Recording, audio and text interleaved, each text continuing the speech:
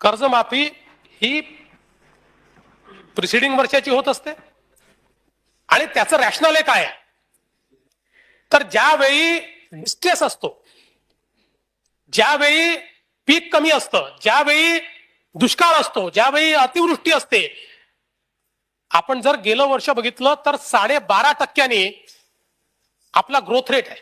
12.5% शेतीचा एवढा ग्रोथ आपण केलेला आहे आणि त्यामुळे प्रॉस्पेक्टिव्ह ही कधीच कर्जमाफी होत नाही.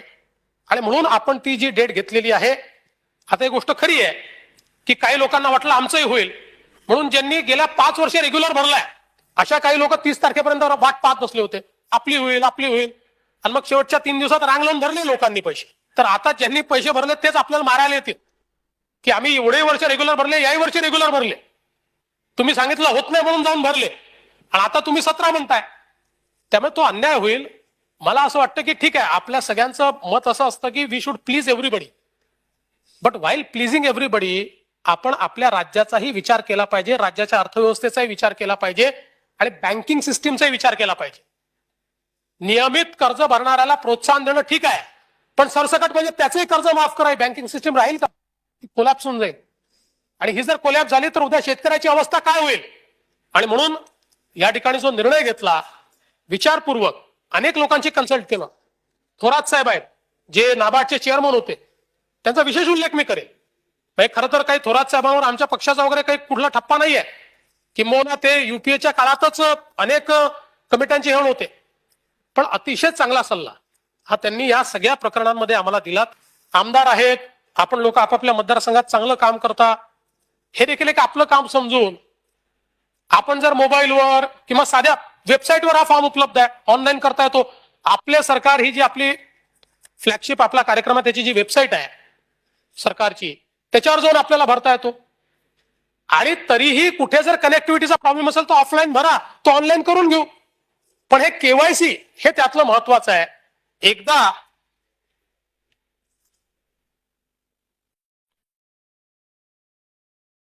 ह्याच्यामध्ये माजी सैनिक वगळून म्हटलेलं आहे, पण ते आजी सैनिकाचा विषय आहे.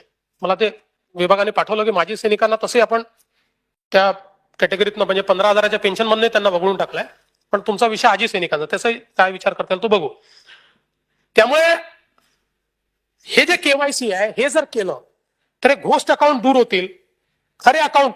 आणि आता रोज माझ्याकडे पत्र येतात की आम्हाला कर्जमाफी नको, अशा लोकांनी फॉर्म भरू नये, त्यांच्याकरता सोय आहे.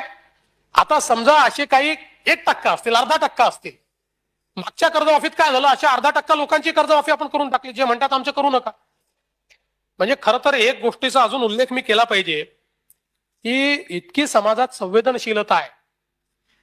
अनेक लोक बाबा एवढा बोजा पडणार आहे तर तो बोजा आम्ही शेअर करतो म्हणून हे आपण एक अकाउंट उघडलेलं आहे. म्हणजे अनेक आमदारांनी देखील त्यात आपला पगार दिलेला आहे. पण सामान्य माणूस, एक नर्स आहे 80 वर्षाची, तिने तिचं पेन्शन देऊन टाकलं 50,000 रुपये. या शेतकरी कर्जमाफी करता की माझ्या ह्याच्यातनं करा, असे अनेक आहेत. म्हणजे माझ्याजवळ मी कधीतरी ते वाचूनही दाखवेल, कारण अशा लोकांना जाऊ द्या, त्यांना रिकग्निशन नको आहे, पण आपल्याला देखील समाजासमोर अशी माणसं आणली पाहिजेत. इतक्या वेगवेगळ्या प्रकारे लोक हा पैसा देत आहेत, तो जो काही उभा राहील. आणि म्हणून हा जो फॉर्मचा सगळा जो काही या ठिकाणी आपण विषय केला, तो जुन्या कर्जमाफीत झालेली जी काही गडबड घोटाळे होते ते घोटाळे होऊ नये याकरता आपण केला. आणि सरकारची तयारी आहे की यापुढे देखील जर अशा प्रकारची कुठली अडचण आली त्या अडचणीतनं मार्ग काढू. हे काही आता बघा, खरं आपण जर बघितलं तर कर्जमाफी घोषित झाल्यानंतर काही लोक म्हणाले घोषित झाली ना आतापर्यंत तुम्ही काहीच केलं नाही. पहिलं तर असं आहे की आपल्या सगळ्यांना माहिती आहे की त्याची तरतूद करावी लागते. 100 कोटी रुपयाची थोडी आहे की सीएफ ऍडव्हान्स घेतला. आपण विधानसभेमध्ये बजेटच्या माध्यमातून मागणी मान्य केल्याशिवाय एकही पैसा खर्च करता येत नाही. आणि म्हणून या बजेटमध्ये आपण पुरवणी मागण्यांमध्ये 20,000 कोटी रुपये हे आता पहिल्या टप्प्यात 20,000 कोटी रुपये आपण घेतले. ती मागणी मान्य झाल्यानंतरच आपण ते पैसे देऊ शकू. दुसरं असं आहे, कर्जमाफी झाली. आता आपण बघा, मी सगळा कर्जमाफीचा अभ्यास केला, काही लोकांनी माझ्या अभ्यासावरही पुष्कळ कमेंट्स केले, पण ठीक आहे, मला सवय आहे, मी काय करू. तर मी अभ्यास केला कर्जमाफीचा जर आपण विचार केला तर वेगवेगळ्या राज्यामध्ये प्रति व्यक्ती कर्ज किती आहे प्रति कुटुंब?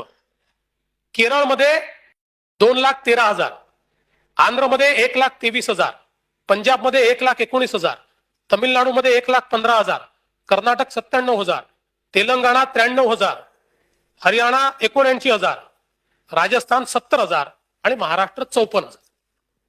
आणि आपण जर बघितलं तर विविध राज्यांनी जी कर्जमाफी केली आहे, संपूर्ण देशाची जी कर्जमाफी आपण केली होती ती 52,000 कोटीची होती.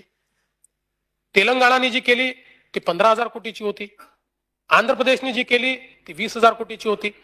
पंजाबने जी केली ती 10,000 कोटीची आहे. कर्नाटकने जी केली ती 8,000 कोटीची आहे. कर्नाटकच्या कर्जमाफीमध्ये विखे पाटील साहेब काय कोणावर आरोपला, प्रत्येक राज्याची परिस्थिती वेगळी असते, पण आपलं काँग्रेसचं सरकार आहे म्हणून सांगतो की कर्नाटकच्या कर्जमाफीमध्ये त्यांनी फक्त राष्ट्रीयकृत बँकांची आपलं सहकारी बँकांची कर्जमाफी केली. पण सहकारी बँक किती? त्यांनी स्वतः सांगितलं 20%च होत्या त्यात. 80% लोक बाहेर आहेत, 80% लोक राष्ट्रीयकृत बँकेत आहेत. हे स्वतः मुख्यमंत्र्यांनी कबूल केलं.